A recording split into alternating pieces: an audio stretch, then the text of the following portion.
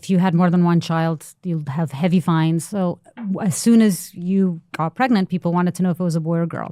And in China, culturally, men are the breadwinners. They're the ones who will take care of the parents when they're older. And so it's very important to have men and not women for them. And so there were massive amounts of abortions done if they found out it was a female. So nowadays, there are more men in China than there are women. Oh, it's got to suck. Single men. And again, if you're single in China, it's looked down upon because you're not procreating, you're not giving your parents grandkids, and there's enormous pressure on these men to find wives and there just aren't enough. But it's not even their fault. The government set it up so it's like, what do you? I know. It's terrible, but then obviously the last resort is that they go into these poor communities in Vietnam and they pay these traffickers to kidnap them and pay them thousands of dollars to have these women. And the stories we heard were so sad. I mean, this woman who was trafficked, in some cases, again, the families actually sell them. I don't believe it was the case with this woman. She was trafficked. She arrived in this apartment in the big city in China, and she was immediately locked in a room. And the husband would rape her, would come in, and then she got pregnant, and then they took the baby as soon as she gave birth, took the baby away from her, and then she got another baby, and then took the baby away from her, and then she was obviously depressed, thinking of committing suicide, awful. And she, at that point, had given them 2 children. The grandparents were living in the house, too, and taking care of the kids.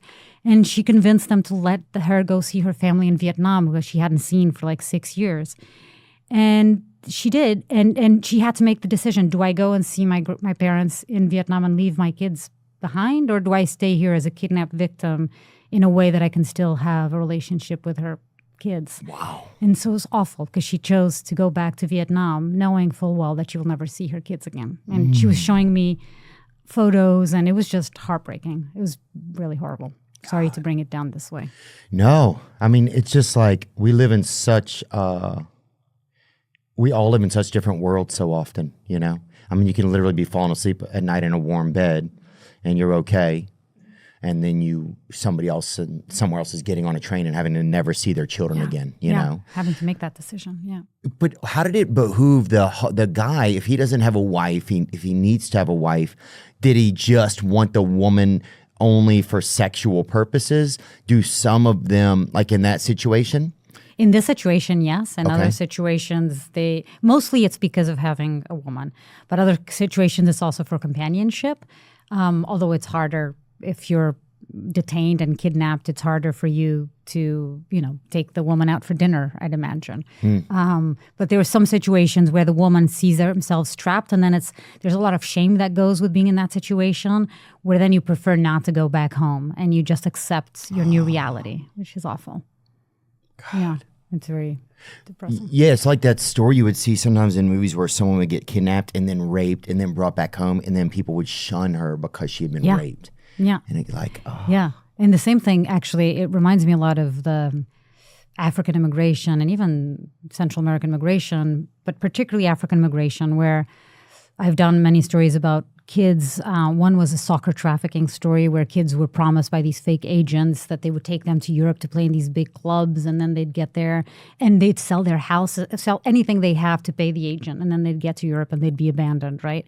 But at that point, they were so just embarrassed because they were sort of the hope for the whole family, right? This is the child that's going to bring us prosperity. And then they were just embarrassed, so they never spoke to their families again, and they would just live in misery on the streets of Europe. So that was a scam. They were taking people there. They weren't. There was no soccer. There was no setup. People had paid money to be a part of this thing, this opportunity. Yeah. They made it look great with videos and pamphlets or whatever. Exactly. Yeah. And then there was nothing. There was nothing. But the shame that's surrounds how can I go home? I'm the one I cost my family everything. Yeah. Exactly. So then these stories aren't told, and nobody knows that this is actually happening, because in their minds, the family's saying, oh, he must have made it really rich. He's not contacting the family anymore. The stories that they keep hearing is of success. The same happens in the, migration that we see in Central America to the United States, or, the people coming to the U.S., a lot of them they are hearing the stories of success. Right. And so that's, in many cases, what they're not hearing, the stories of desperation and how hard it is to get here. Yeah, they're just hearing the advertising, really. Or the positive advertising. Are there brokers that are brokering those women in those countries? Yeah. Is it like a company that's like, okay, we need